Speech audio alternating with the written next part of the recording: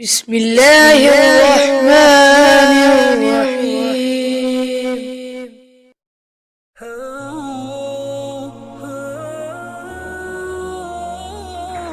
رسول اللہ صلی اللہ علیہ وآلہ وسلم کی بیویاں رات میں مناسک کی طرف قضائے حاجت کے لیے جاتیں اور مناسک ایک کھلا میدان ہے، تو عمر رضی اللہ تعالی عنہ رسول اللہ صلی اللہ علیہ وآلہ وسلم سے کہا کرتے تھے کہ اپنی بیویوں کو پردہ کرائیے، مگر رسول اللہ صلی اللہ علیہ وآلہ وسلم نے اس پر عمل نہیں کیا۔ ایک روز رات کو عشاء کے وقت سودا بنت زمعہ رضی اللہ تعالیٰ عنہ رسول اللہ صلی اللہ علیہ وسلم کی اہلیہ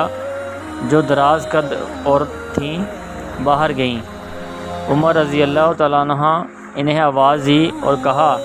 ہم نے تمہیں پہچان لیا، اور ان کی خواہش یہ تھی